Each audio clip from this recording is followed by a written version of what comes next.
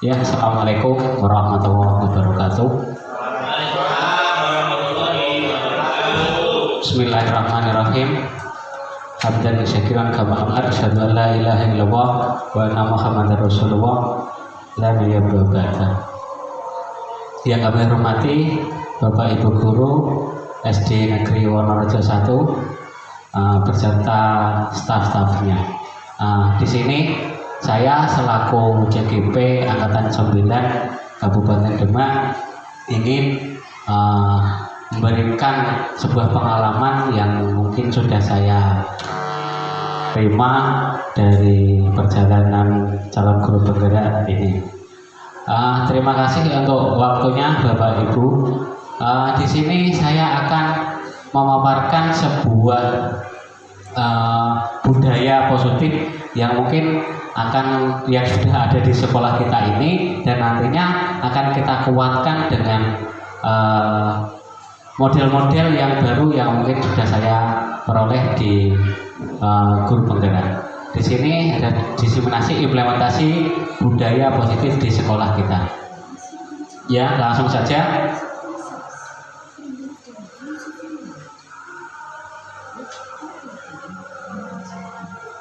Nah, latar belakang kenapa sih harus menerapkan budaya positif? Ya.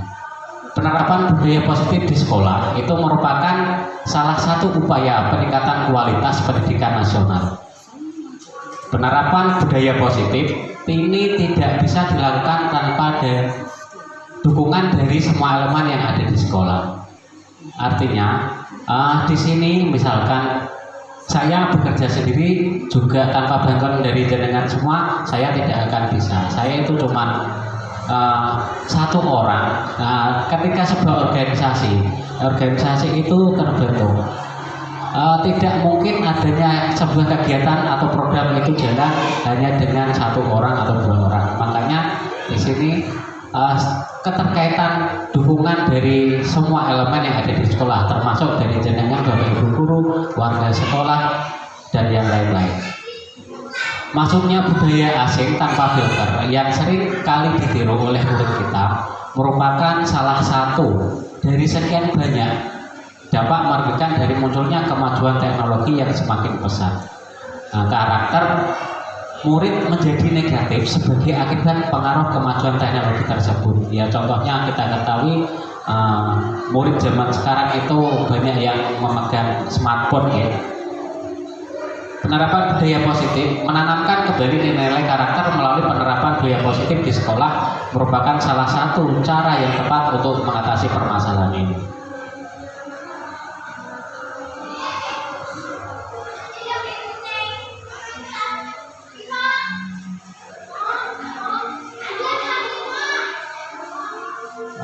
Maaf, kembali lagi ini.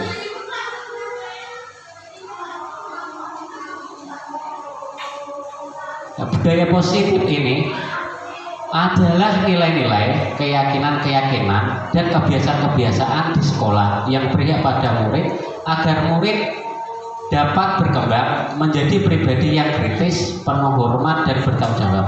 Hal ini sesuai dengan tujuan pendidikan menurut Ki Hajar Dewantara, yaitu menuntun anak dengan segala kodrat yang ada agar mereka dapat mencapai keselamatan dan kebahagiaan baik sebagai manusia maupun sebagai anggota masyarakat. Nah, ini sebagai konsepnya Ki Hajar Dewantara.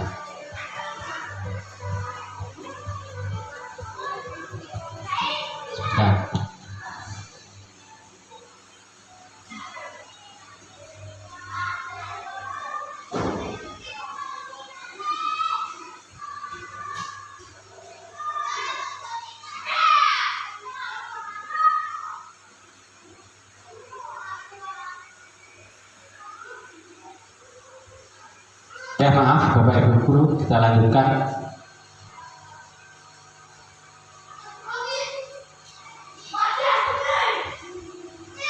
Nah, budaya positif ini bertujuan untuk menumbuhkan budaya positif dengan kesepakatan kelas, mengembangkan nilai-nilai profil belajar Pancasila pada diri murid dalam kegiatan pembelajaran, melakukan kegiatan pembiasaan murid untuk mengimplementasikan nilai-nilai profil belajar Pancasila.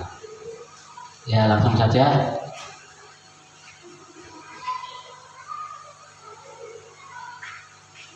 Nah, apa yang menjadi tolak ukur dari budaya positif ini?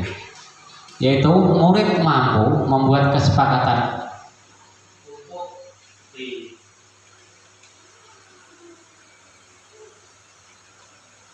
untuk dipasang di dinding, di kelas, dan ditaati. Bukan hanya dipasang saja, tapi juga untuk ditaati. Peserta didik dapat mengaplikasikan nilai-nilai profil belajar Pancasila secara sadar dan berkesinambungan dalam proses belajar. Murid terlibat aktif dalam kegiatan sekolah dengan secara sadar mengamalkan nilai-nilai profil belajar Pancasila sehingga tercipta pembelajaran yang menyenangkan dan berpihak kepada murid.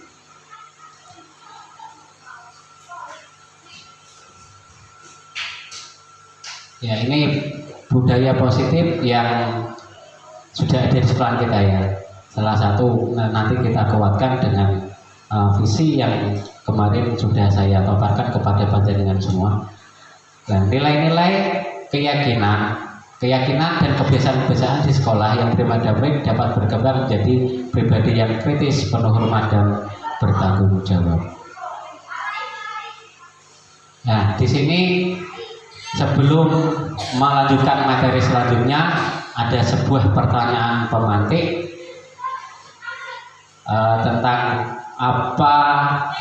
tentang seputar budaya positif tadi. Nah, dari sini apakah Anda setuju dengan pernyataan ini? Yang nomor 1, hukuman dapat mendisiplinkan anak. Kira-kira bagaimana Bapak Ibu Guru? Setuju.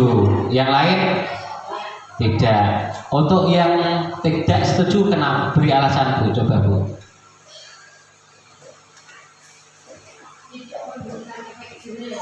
Oh, karena tidak memberikan efek jerah. Yang lain ya? Untuk jangka panjang tidak baik Pak, karena tidak bisa menumbuhkan motivasi dalam. Oh ya, terima kasih. Nah, di sini ada perbedaan pendapat. Nanti kita lihat saja. Yang nomor 2, pemberian hukuman dengan hal positif. Mungkin pemberian hukuman dengan positif seperti membaca atau membersihkan halaman sekolah dapat meningkatkan disiplin anak. Bagaimana? Setuju atau tidak? Setuju. Ada yang tidak lagi.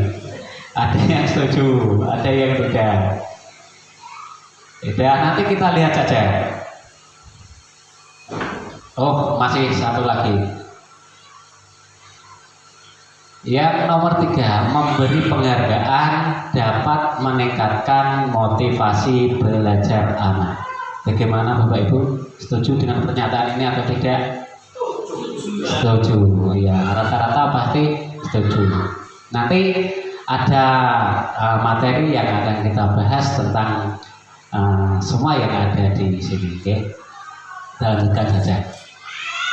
Yang pertama, disiplin positif dan nilai-nilai kebajikan universal.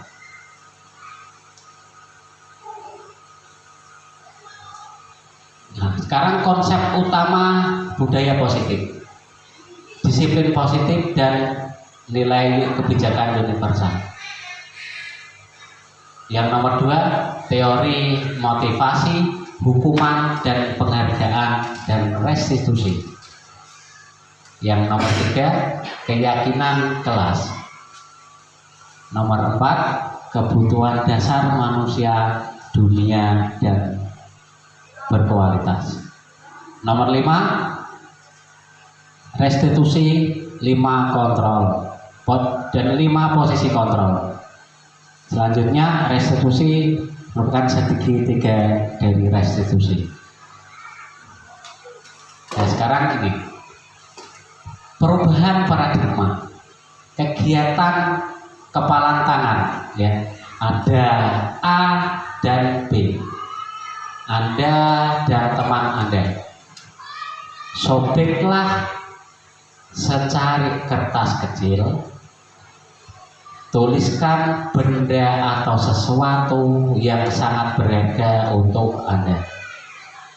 Letakkan di salah satu tangan Anda dan genggam benda atau sesuatu tersebut dengan segala daya.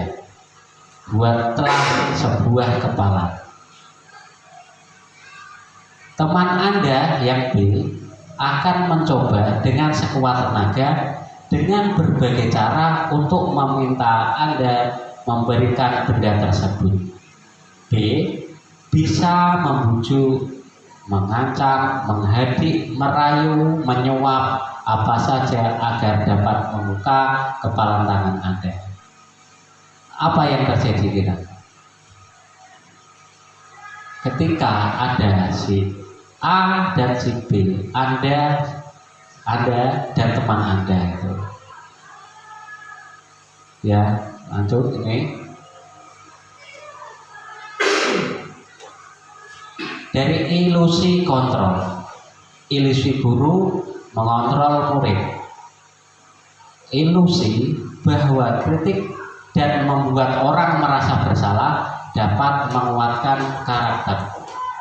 Selanjutnya, ilusi bahwa semua pengetahuan, penguatan positif, efektif, dan bermanfaat. Ilusi bahwa orang dewasa memiliki hak untuk memaksa.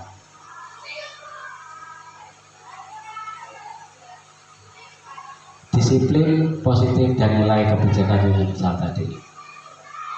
Pembelajaran paradigma baru, di sini ada beberapa kasusnya, merupakan pembelajaran yang berorientasi pada penguatan kompetensi dan pengembangan karakter sesuai dengan nilai-nilai Pancasila. Pembelajaran paradigma baru memastikan praktik pembelajaran yang berpusat pada murid, mana setiap belajar sesuai dengan kebutuhan dan tahap perkembangannya. Bila kita ingin membuat kemajuan perlahan, sedikit-sedikit ubahlah sikap atau perilaku Anda. Namun, bila kita ingin memperbaiki cara-cara utama kita, maka kita perlu mengubah kerangka acuan kita. Ubahlah bagaimana Anda melihat dunia, bagaimana Anda berpikir tentang manusia.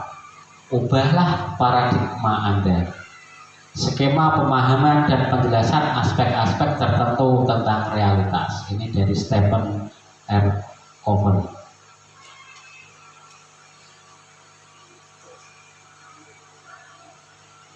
Ini ada dua kolom antara stimulus, respon, dan teori kontrol. Realitas kebutuhan kita sama. Yang teori kontrol, realitas kebutuhan kita berbeda. Semua orang melihat hal yang sama. Setiap orang itu memiliki gambaran berbeda. Ini antara stimulus dan teori kontrol. Yang ketiga, kita mencoba mengubah orang agar berpandangan sama dengan kita. Yang teori kontrol, kita berusaha memahami pandangan orang lain tentang dunia. Perilaku buruk dilihat sebagai suatu kesalahan, dan teori kontrolnya semua perilaku memiliki tujuan. Selanjutnya, orang lain bisa mengontrol saya. Kalau teori kontrol, hanya Anda yang bisa mengontrol diri Anda.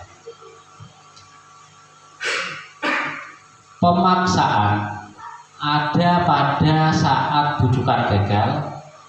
Yang teori kontrol, kolaborasi dan konsensus menciptakan pilihan-pilihan baru. Model berpikir menang atau kalah. Cara berpikirnya itu mindsetnya berpikir atau kalah. Kalau teori kontrol itu berpikir menang dan menang. Ya, kita lanjutkan. Apakah makna disiplin? Di sini Disiplin itu berasal dari bahasa Latin, disciplina, artinya belajar. Makna asal dari kata ini berkonotasi dengan disiplin diri dari murid-murid Socrates dan Plato. Disiplin diri membuat orang menggali potensinya menuju sebuah tujuan apa yang dia hargai. Namun dalam budaya kita, makna kata disiplin telah berubah menjadi sesuatu yang dilakukan seseorang pada orang lain untuk mendapatkan kepatuhan. Kecenderungan umum adalah menghubungkan kata disiplin dengan ketidaknyamanan, bukan dengan apa yang kita hargai atau pencapaian suatu tujuan mulia.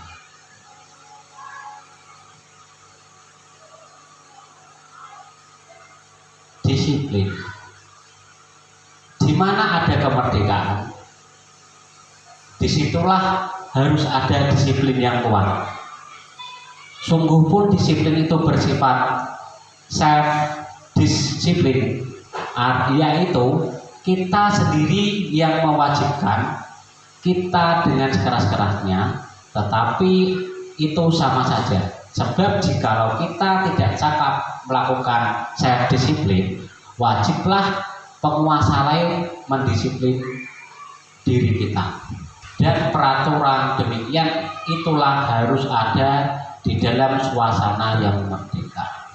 Ini saya kutip dari Ki Hajar Dewantara, Pemikiran Konsepsi Keteladanan Sikap Merdeka, cetakan kelima. Kata merdeka menurut Ki Hajar Dewantara, mardika iku wajar wanya, nora mung lepasing pangreh yen uga kuat kuwasa amandiri priyangga, yang artinya merdeka itu artinya tidak hanya terlepas dari perintah, akan tetapi juga cakap berbuat memerintah diri sendiri.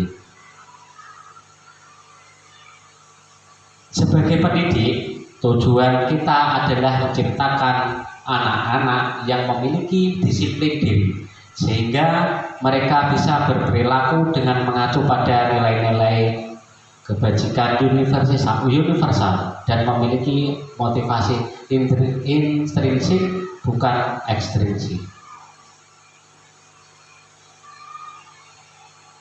Disiplin positif merupakan unsur utama dalam terwujudnya budaya positif yang kita cita-citakan di sekolah. Disiplin sebagai bentuk kontrol diri, yaitu belajar untuk kontrol diri agar dapat mencapai suatu tujuan yang mulia.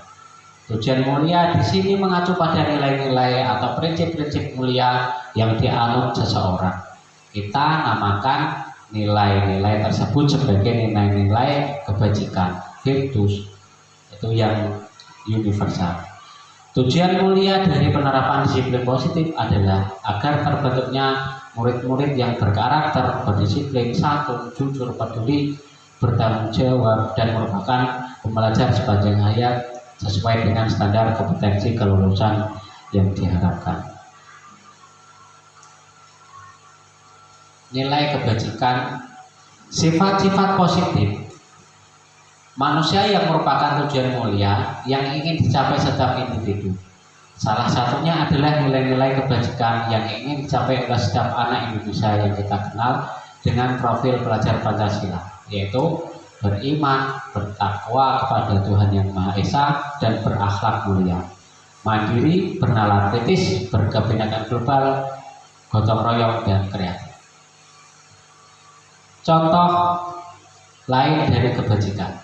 Nah, di sini ada sebuah kolom, antara lain di sini ada peduli, terus rajin, integritas, rasa hormat, dan lain-lain. Ini banyak. Ini adalah sebuah nilai kebajikan yang mungkin dapat kita bisa gali di dalam murid-murid kita. Yang kedua ada teori motivasi hukuman dan penghargaan, restitusi. Motivasi perilaku manusia. Gianni Gosen dalam bukunya Restructuring School Discipline menyatakan ada 3 alasan motivasi perilaku manusia. Yang pertama itu untuk menghindari ketidaknyamanan atau hukuman. Yang kedua untuk mendapatkan imbalan atau penghargaan dari orang lain. Yang ketiga untuk menjadi orang yang mereka inginkan dan menghargai diri sendiri dengan nilai-nilai yang mereka percaya. Teori motivasi perilaku manusia. Yang pertama tadi untuk menghindari ketidaknyamanan atau hukuman. Apa yang akan terjadi apabila saya tidak melakukannya? Itu berarti ketika orang itu melakukan sesuatu itu berarti dari luar, termasuk menjadi motivasi eksternal. Yang kedua, untuk mendapatkan imbalan dari orang lain atau institusi. Contohnya, apa yang akan saya dapatkan apabila saya melakukannya? Itu juga dari eksternal. Yang ketiga, untuk menghargai diri sendiri. Saya akan menjadi orang yang seperti apa bila saya melakukannya. Itu yang menjadi motivasi internal, yang menjadi tujuan disiplin positif. Berarti memang yang kita sadari, setiap kita melakukan sesuatu, apakah kita itu menginginkan sebuah imbalan atau reward atau yang lain-lain, itu belum menjadikan sebuah tujuan dari disiplin positif. Mungkin karena kegiatan kita ini dilakukan dengan niat dari keikhlasan kita, dari itu mungkin itu baru menjadi faktor internal kita. Ini ada sebuah ungkapan dari Ki Hajar Dewantara, ya, merdeka itu apa sih? Merdeka itu artinya ya bebas, bisa bebas. Merdeka itu artinya tidak hanya terlepas dari perintah, akan tetapi juga cakap berbuat memerintah diri sendiri.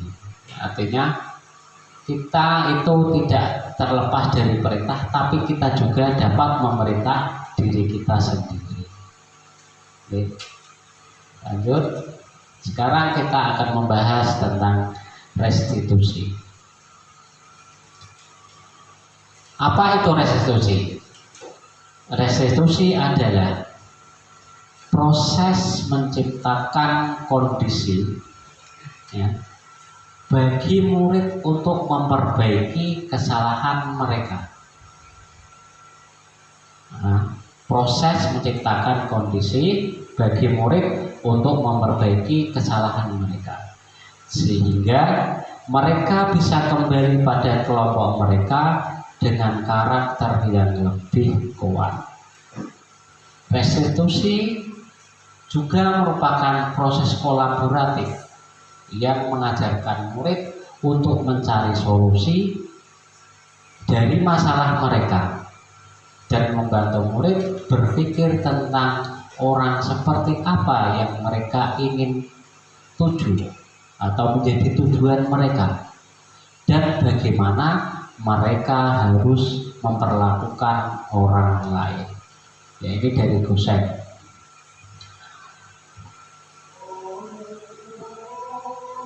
Sekarang ada 9 ciri-ciri restitusi.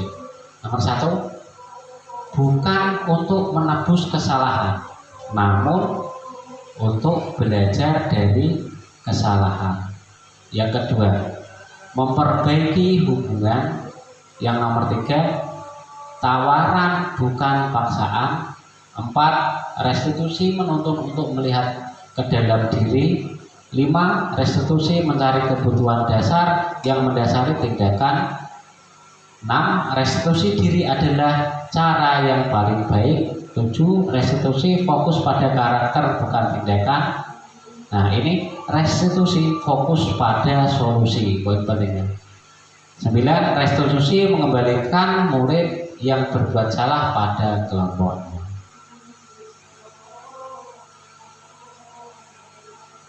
Hukuman dan penghargaan dan restitusi. Hukuman merupakan identitas gagal. Disiplin yang sudah bermakna positif terbagi menjadi dua bagian, yaitu disiplin dalam bentuk konsekuensi dan disiplin dalam bentuk restitusi. Wawancara ASCD Annual Conference pada Maret tahun 1995 mengumpulkan penghargaan maupun hukuman adalah cara-cara mengontrol perilaku seseorang yang menghancurkan potensi untuk pembelajaran yang sesungguhnya.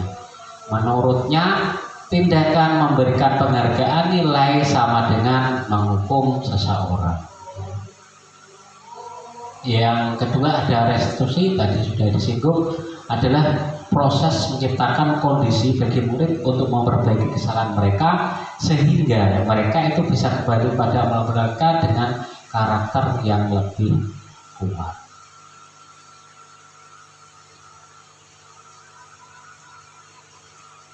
Masih seputar hukuman, ini bersifat tidak terencana atau tiba-tiba.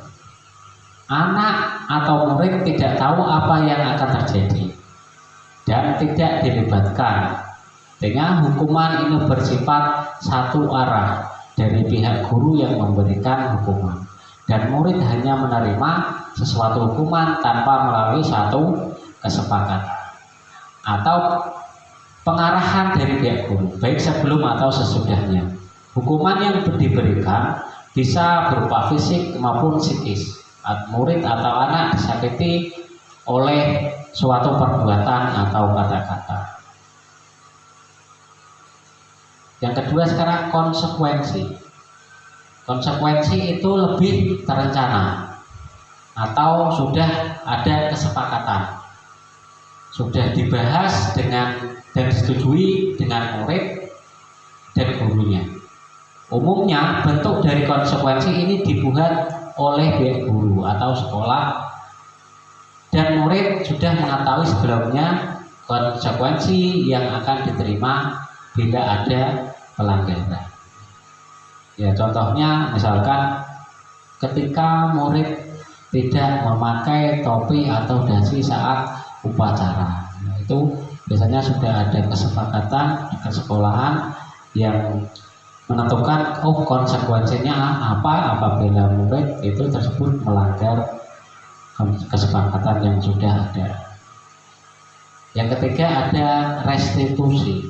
Ini berbeda antara hukuman, konsekuensi dan restitusi. Restitusi itu bukan menebus kesalahan, namun belajar dari kesalahan.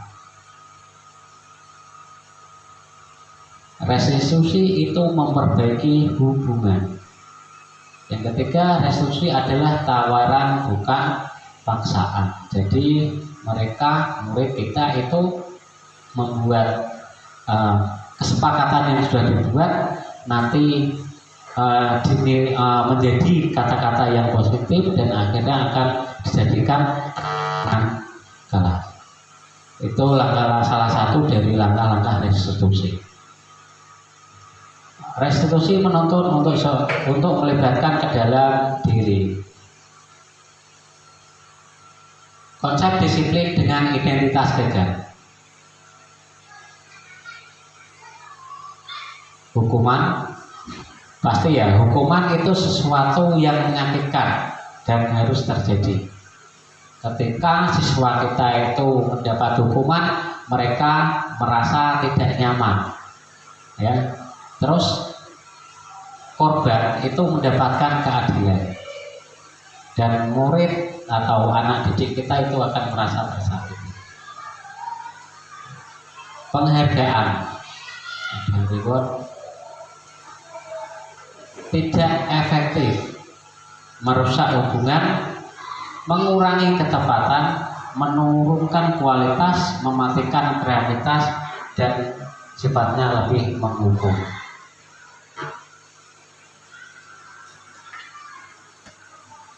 Dan selanjutnya, konsep disiplin dengan identitas yang sukses. Nah, yang tadi itu gagal, sekarang yang sukses. Menggunakan konsekuensi. Konsekuensi itu sesuatu yang harus terjadi. Tidak nyaman untuk murid atau anak didik kita dalam jangka waktu yang pendek. Korban bisa diabaikan, murid atau anak dibuat tidak nyaman. Dan sekarang restitusinya. Restitusi itu menawarkan sebuah pilihan. Yang kedua, menguatkan untuk murid dan anak dalam jangka waktu panjang. Korban mendapatkan ganti. Selanjutnya murid akan mendapatkan makan.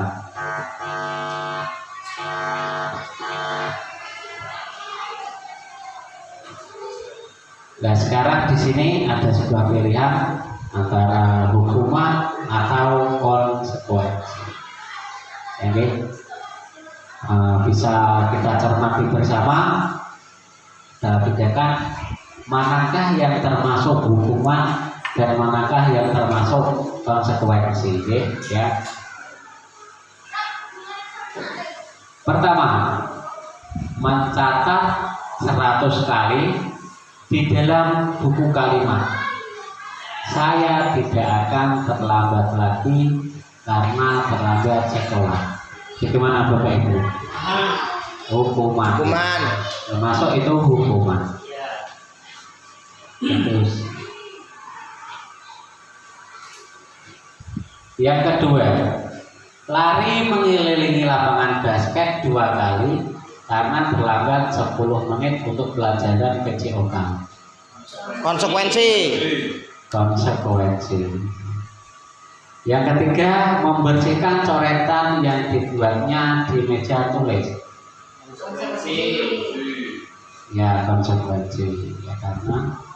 Terus yang keempat, membersihkan tumpahan air di meja tulis karena tersenggol pada saat belajar. Konsekuensi. Berdiri di depan kelas sambil mengangkat 1 kaki karena tidak bisa menjawab pertanyaan. Hukuman. Ya, jelas sekali ya Bapak Ibu.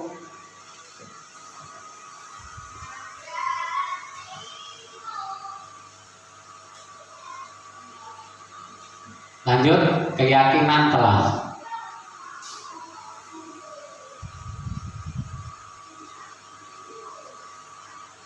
Keyakinan, apa itu keyakinan? Ya.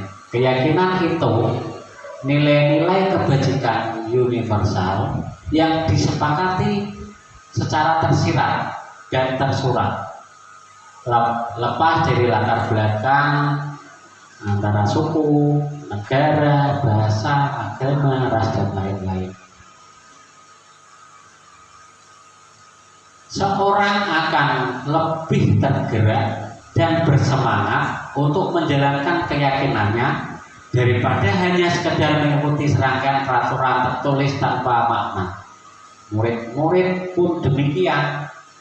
Mereka perlu mendengarkan dan memahami arti sesungguhnya tentang peraturan-peraturan yang diberikan. Apa nilai-nilai kebajikan di balik peraturan tersebut? Apa tujuan utamanya? Dan menjadi tidak tertarik atau takut sehingga hanya sekadar mengikuti serangkaian peraturan-peraturan yang mengatur mereka tanpa memahami tujuan mulia. Sekarang, mengapa tidak peraturan saja? Mengapa harus keyakinan kelas? Apa ya alasannya? Contoh, ada sebuah ilustrasi ya. Di sini, mengapa kita memiliki peraturan yang harus menggunakan helm bila mengendarai kendaraan roda 2? Kenapa? Kira-kira apa Bapak Ibu? aman ya. Biar tidak ditilang. Biar tidak ditilang. Ya bagus. Yang kedua, mengapa kita memiliki peraturan ya, menggunakan masker, cuci tangan dan menjaga jarak 1 meter ini ketika ada pandemi corona tahun 2020? Karena apa? Biar tidak tertular, tidak aman dan lain-lainnya. Ketiga, mengapa kita memiliki peraturan harus datang tepat waktu pada saat mengikuti pelatihan? Agar tidak ketinggalan ya, ketinggalan materi ini. Ya karena itu sudah tugasnya. Untuk mendukung motivasi intrinsik, kembali kepada nilai-nilai keyakinan. Keyakinan lebih menggerakkan seseorang dibandingkan mengikuti serangkaian peraturan-peraturan.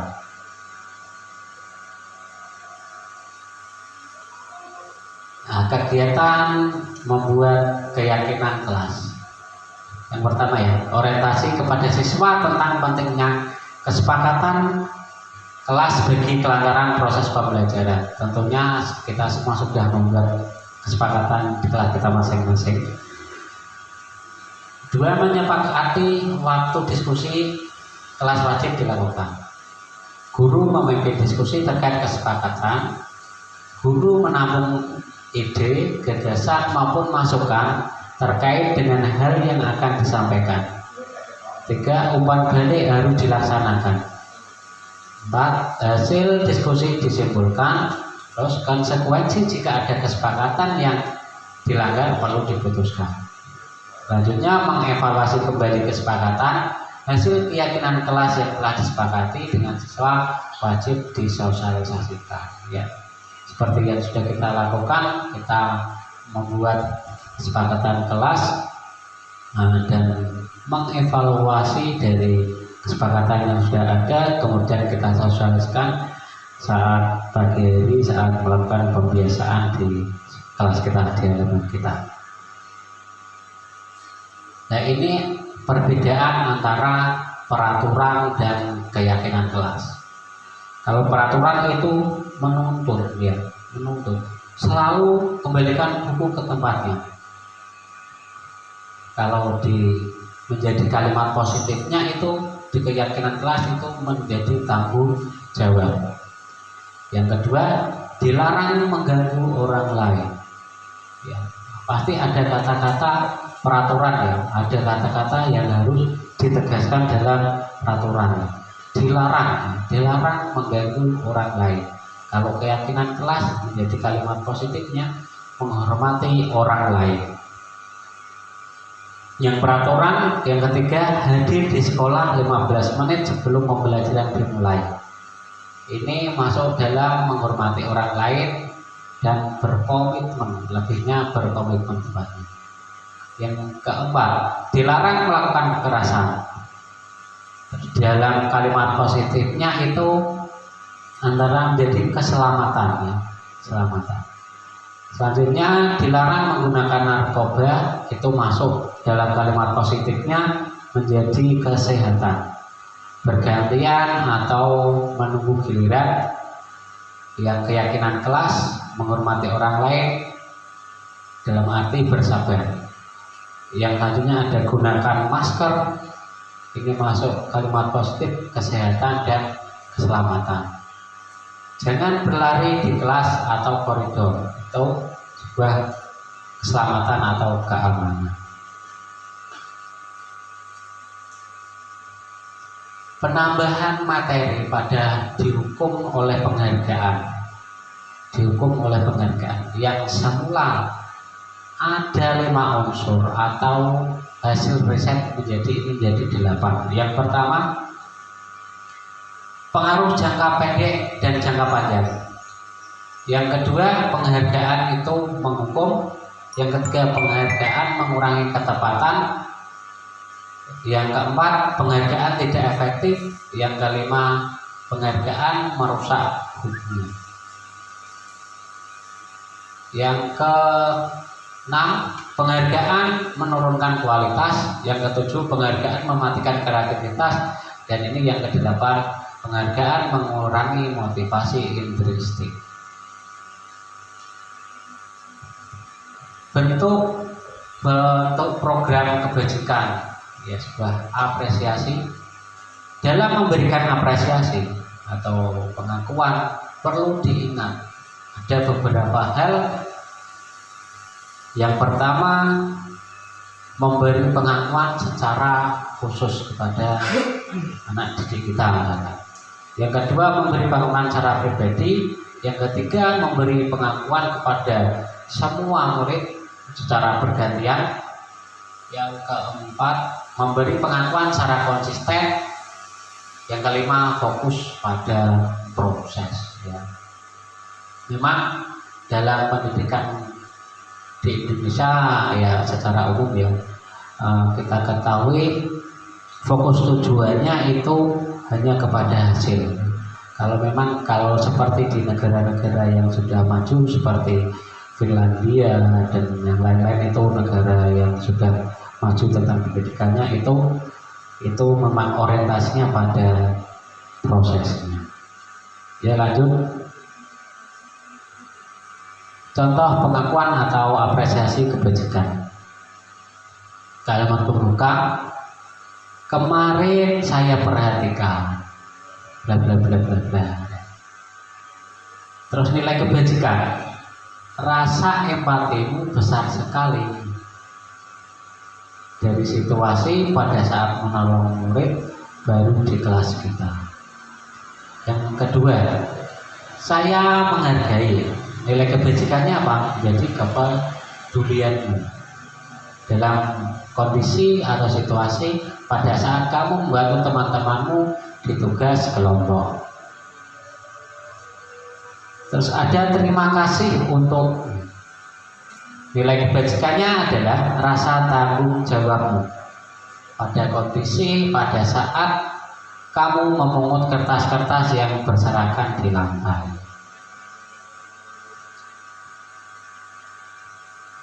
Nah, ini tadi yang sudah kita bahas, ya.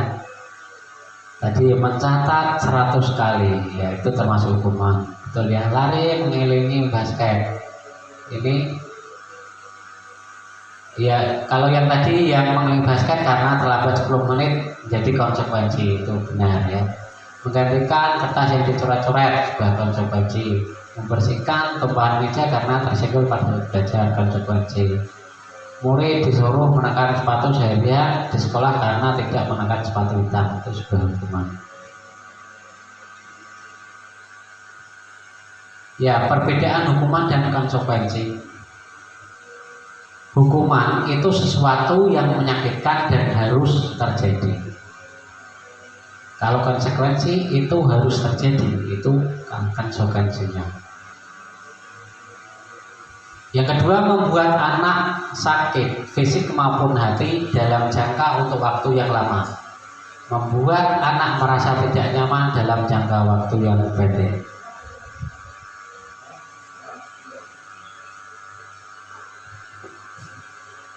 Anak itu cenderung membenci kedisiplinan. Kalau konsekuensi itu anak sangat menghargai kedisiplinan. Yang ketiga, paksaan. Konsekuensi itu ada stimulus, kemudian mereka merespon, ada tanggapan. Kalau hukuman mendorong anak menyakiti diri sendiri, yang konsekuensi mendorong anak agar mudah menyesuaikan diri. Konsep diri yang sangat buruk itu, ya. Kalau konsekuensi adalah konsep diri yang sangat baik.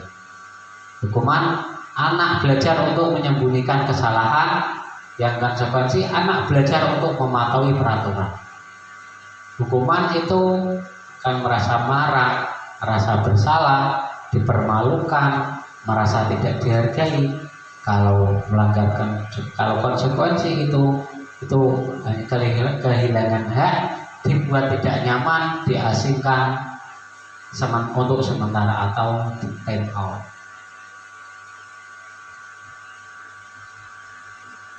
Ya, identitas gagal dan identitas sukses. Ini ada kolom yang pertama ada hukuman, jadi terus kolom kedua ada konsekuensi, yang ketiga ada restitusi. Dari hukuman pada intinya kesimpulannya akan menjadi negatif untuk anak, sehingga dari konsekuensi itu munculnya itu netral ya. Kalau restitusi itu menjadi positif bagi diri anak-anak kita. Selanjutnya, ini ada sebuah contoh yang sudah kami laksanakan tentang bagaimana pembentukan keyakinan kelas ini. Sini ini ada pertama ya, saya meminta semua murid untuk menuliskan aturan apa saja yang perlu disepakati bersama. Yang kedua, semua usulan dari murid ditempel di papan tulis. Terus yang ketiga, kalimat-kalimat yang sudah disepakati akan menjadi keyakinan kelas. Yang keempat, adanya konsekuensi jika melanggar keyakinan kelas. Dan ini contoh dari di kelas kita, di kelas 4. Ini keyakinan yang sudah kita buat di kelas 4 ya. Yang pertama ada datang tepat waktu, melaksanakan piket kelas, berdoa sebelum dan sesudah belajar, bersikap hormat dan sopan terhadap sesama, berpakaian rapi, menjaga kebersihan, mendengarkan guru saat penjelasan atau pelajaran, meminta izin jika ingin masuk atau keluar kelas, 9 berkata jujur, dan 10 saling tolong menolong.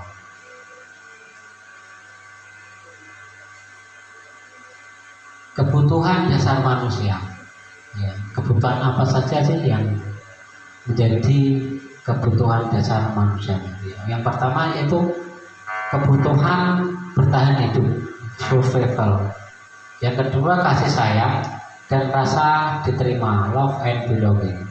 Yang ketiga penguasaan, kebutuhan pengakuan atas kemampuan, masuk punya power. Yang keempat kebebasan, freedom. Yang 5 kesenangan atau fun.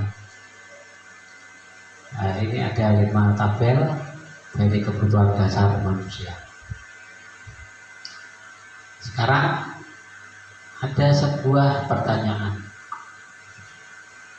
Ibu guru bilang aku tidak boleh bersenandung sewaktu mengerjakan tugas. Katanya kelas harus tenang, tidak ada suara. Padahal kan aku suka dan senang bernyanyi. Itu kira-kira kebutuhan apa ya Bapak Ibu? Kebutuhan untuk murid kita. Ketika ada murid yang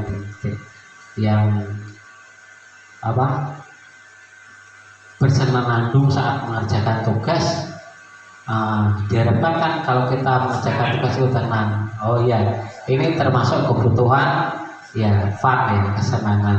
Karena murid itu suka bernyanyi, tetapi dalam kondisi kelas, dalam kondisi untuk mengerjakan tugas, diharapkan suasana tenang, dia tidak boleh bernyanyi.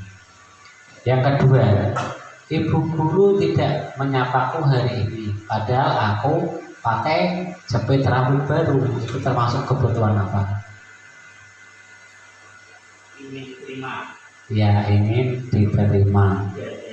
Atau ingin ada pengakuan dari ya.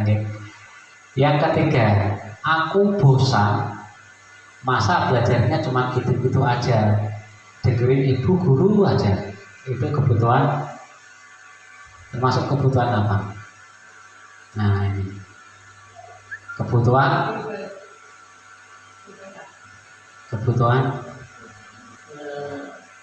Kesenangan. iya, kesenangan, itu masuknya ke fun ya. Yang keempat, aku sebel, gambaranku tidak rapi, malah ibu guru nunjukin ke teman-temanku di depan kelas. Artinya ini masuk kebutuhan Apa?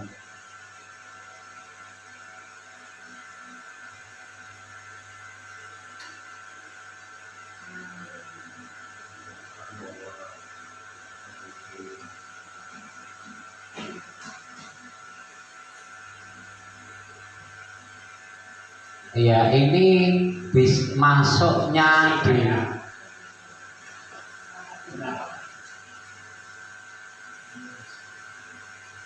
di bisa masuk di ya penguasaan ya.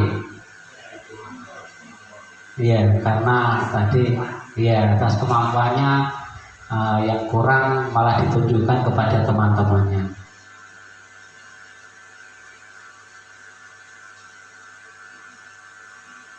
Ada contoh lagi ya. Ibu Ambar, wali murid kelas 2 di SD Belitanti, sedang bingung menghadapi ulah salah satu murid di kelasnya. Doni, beberapa anak di kelas 2A telah datang padanya dan mengeluhkan Doni yang seringkali meminta bekal makan siang mereka dengan paksa. Jika Anda menghadapi situasi seperti itu Ambar, apa yang akan Anda lakukan? Menurut Anda, kira-kira apa alasan Doni melakukan itu? Kenapa? Itu masuk dalam kebutuhan apa tadi? Itu Bapak Guru. Hah? Makan. Ya. Ada lagi? Ya, selain itu, bukan hanya kalau kita menilai ya cuma hanya bukan makan, karena dia itu butuh pengakuan juga kan, pengakuan akan kekuatannya, gitu. Power, jadi punya power, ya, seperti ini. Nah, ini jawaban yang pertama itu kebutuhan bertahan hidup, survival. Ya, kedua itu Doni membutuhkan kasih sayang dan rasa diterima. Ada kekuasaan tadi, power, terus kebebasan juga. Nah, jawaban Doni melakukan karena iseng saja. Itu berarti kalau iseng berarti kesenangan. Ya. Kita lanjut kepada materi selanjutnya, yaitu 5 posisi kontrol. Yang pertama penghukum, kedua pembuat merasa bersalah, ketiga teman, keempat pemantau, yang kelima adalah manajer. Nah, di sini ada kolom motivasi dari 5 posisi kontrol guru itu. Ya, kita lanjut saja. Nah, ada pertanyaan. Saya kecewa sekali dengan kamu. Itu menjadi apa? Membuat orang merasa bersalah. Yang kedua, kamu tidak pernah benar melakukannya. Sebagai apa itu? Penghukum. Ayolah, lakukan demi ibu atau bapak, menjadi teman. Apakah kamu mau mendapatkan stiker bintang hari ini? Sebagai pemantau. Terus bagaimana kamu bisa menyelesaikan masalah ini? Manajer, iya. Yang terakhir, kamu selalu yang paling terakhir sebagai penghukum. Ya, ini bergerak antara peraturan pemantauan atau konsekuensi atau hadiah, nilai manajer memperbaikinya. Kalau kamu tidak bla bla bla bla, saya akan, pasti kan seperti itu. Ya, diberi hukuman atau membuat mereka tidak nyaman.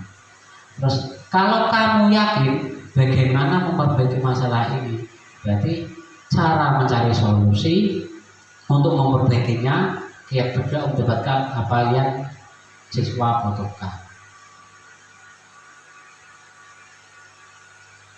Contoh penerapan dari 5 posisi kontrol. Ya, ini sebuah mungkin kata-kata ya. Kamu selalu saja salah. Penghukum. Yang kedua, pembuat merasa bersalah.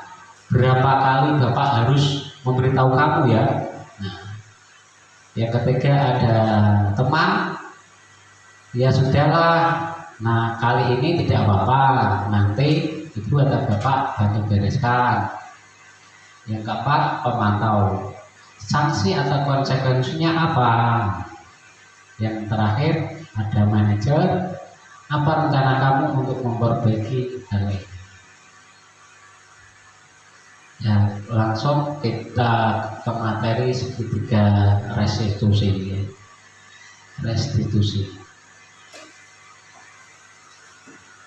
Segitiga restitusi.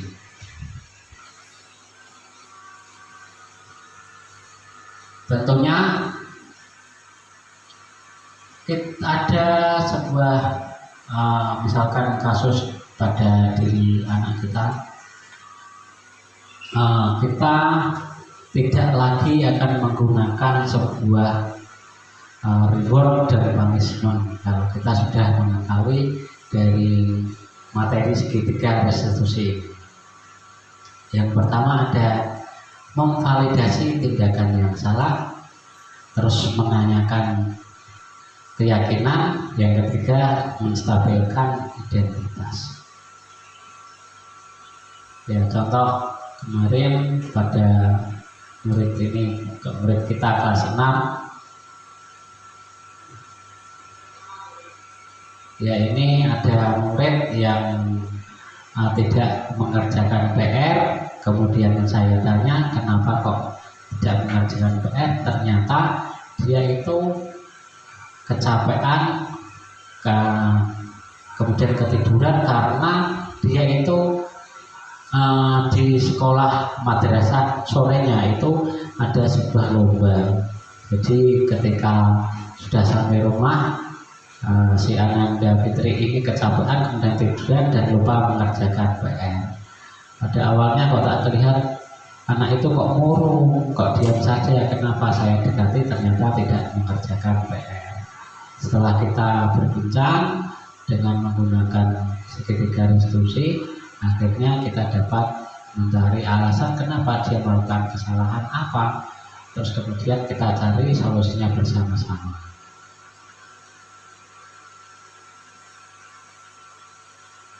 Nah, sini ada sebuah lingkaran yang menjadi peraturan kelas, keyakinan kelas, menjadi lingkungan positif, sehingga dari semua ini akan menjadi budaya positif di sekolah kita. Ya, ini dari kesimpulan dari semua materi yang sudah kita jabarkan tadi tentang disiplin positif, dari teori motivasi, 5 posisi kontrol, terus ada restitusi, kebajikan, nilai-nilai kebajikan atau 5 kebutuhan manusia. Ya, demikian ini dari presentasi saya tentang disiplin positif. Semoga nantinya untuk menjalankan nilai-nilai yang sudah ada pada sekolah kita, sehingga sekolah kita menjadi mempunyai karakter yang kuat tentang disiplin positif, tentunya atas dukungan dari panjenengan semua. Demikian dari saya, banyak salah, banyak tutur kata yang mungkin tidak berkenan di hati panjenengan, saya mohon maaf yang sebenarnya. Akhirul kalam, bila taufiq wal-hidayah. Assalamualaikum warahmatullahi wabarakatuh.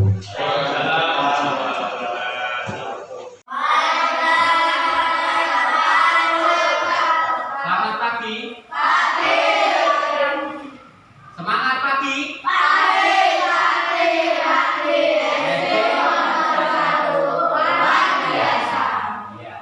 Ya, terima kasih untuk kesepakatan kali ini ya. Kemarin kita kan sudah membuat kesepakatan kelas. Masih ingat? Ya, kesepakatan kelas yang sudah kalian buat nanti kita akan naikkan menjadi keyakinan kelas.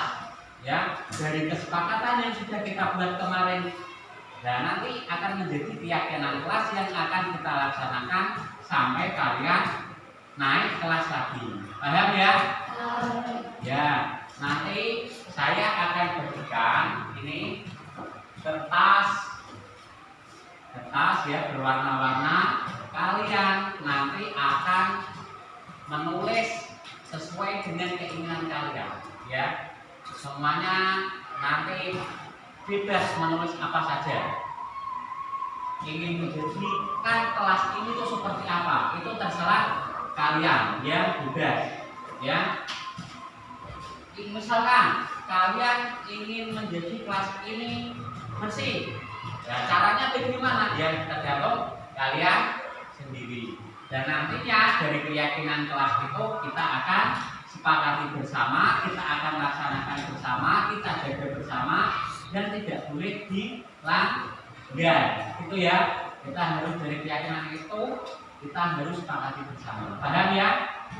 Nah, ya kalau gitu nanti kertas ini kalian tulis bebas, kalian mau menulis apa, ingin menjadikan kertas ini seperti apa, nanti ditempelkan di kertas pelaku ini. Ya, paham ya?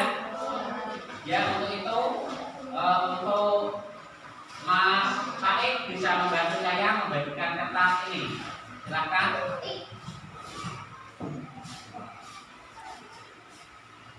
Dan ini Mas Rawat. Berikan kepada temannya.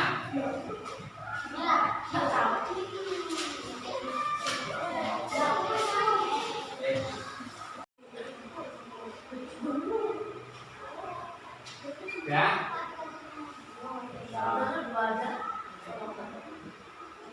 Yo, bebas kalian bisa menentukan sendiri ingin seperti apa kelas ini, langsung saja. Ya.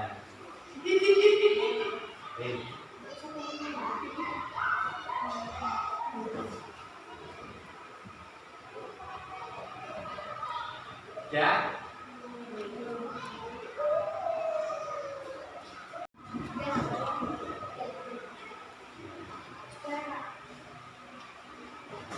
Ya semua. Ya, kalau yang sudah silakan maju untuk menempelkan. Satu-satu nggak usah berebutan.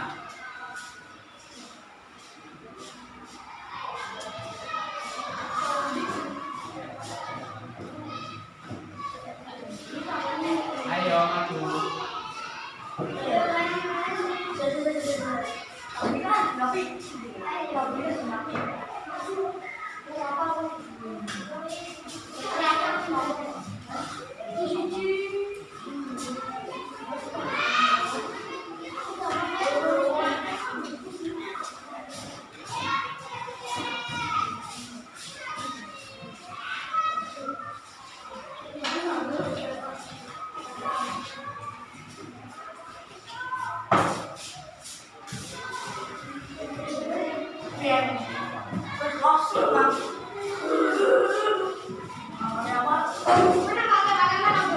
Udah semua ya?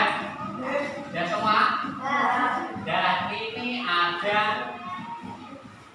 menjadi kelas bersih dan rapi. Berarti maksudnya apa? Apa?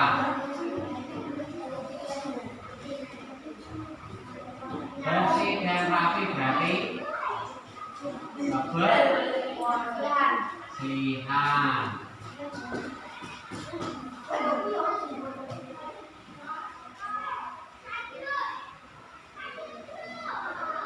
Terus apa lagi nih?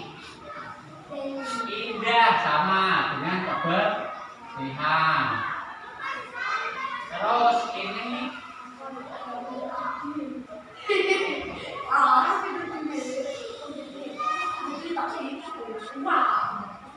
tidak boleh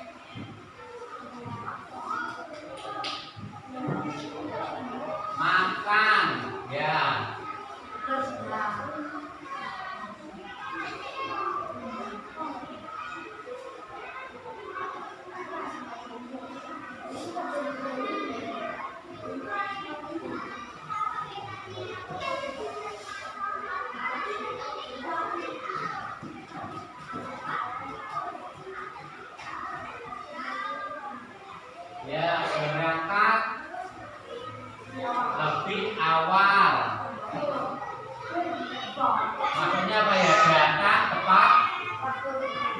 datang tepat waktu.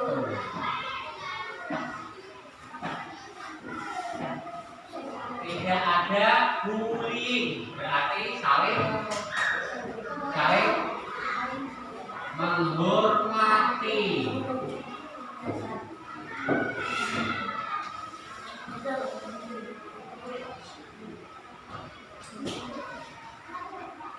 Tidak boleh perkataan, tidak boleh bergurau, berarti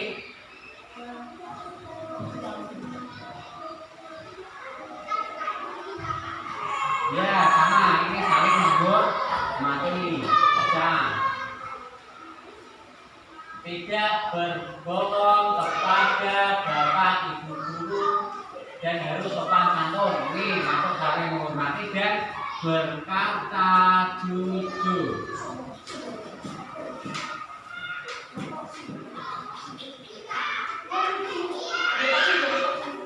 Ya ini sama. Tidak boleh tidur, tidak boleh datang terlambat, tidak boleh toksik. Ya, tidak boleh toksik, berarti ini harus punya sikap yang baik, ya, lalu menghormati ini bisa. Ya, ada lagi. Bersih.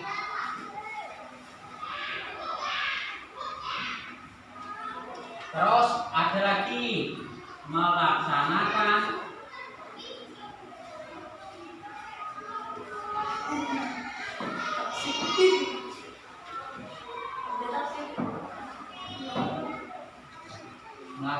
tiket. Wah. Terus sebelum kita belajar itu biasanya apa? Berdoa. Berdoa sebelum pelajaran.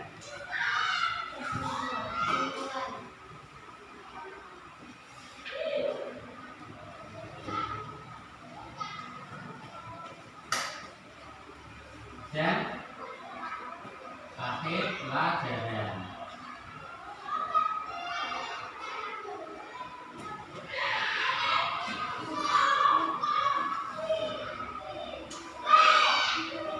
Terus berpakaian rapi. Terus ada lagi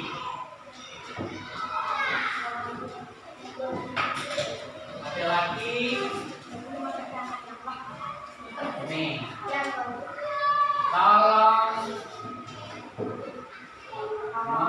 menolong. Terus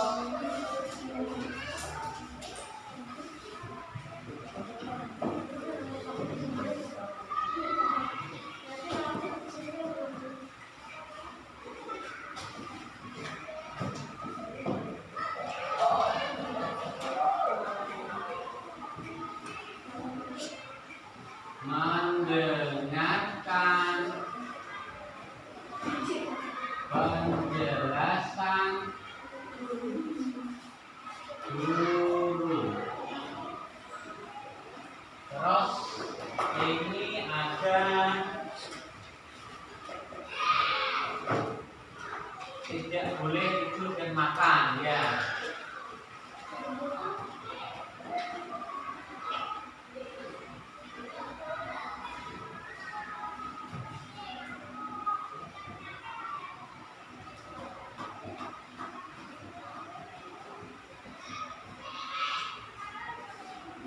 Ya, ini dia hasil dari pikiran kalian, ya. Ini dari keyakinan yang sudah kalian buat ini sudah ditambahkan di sini menjadi nilai positif.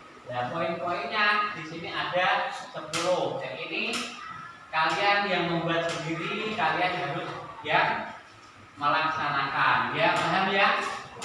Ya, tidak boleh dilanggar. Ini nomor 1. kebersihan atau menjaga kebersihan kelas. Terus nomor 2, datang tepat waktu. Nomor 3, saling menghormati. Nomor 4, berkata jujur. Nomor 5, melaksanakan tiket kelas. Nomor 6, berdoa sebelum pelajaran dan akhir pelajaran. Nomor 7, berpakaian rapi. Nomor 8, tolong menolong. Nomor 9, mendengarkan penjelasan guru. Nomor 10, tidak boleh makan di kelas. Ya, ini harus kalian. Terima kasih untuk waktunya. Untuk semoga kalian nanti dalam mengikuti pelajaran dapat mendapatkan ilmu yang bermanfaat. Ya, sekian dari saya. Wassalamualaikum warahmatullahi wabarakatuh.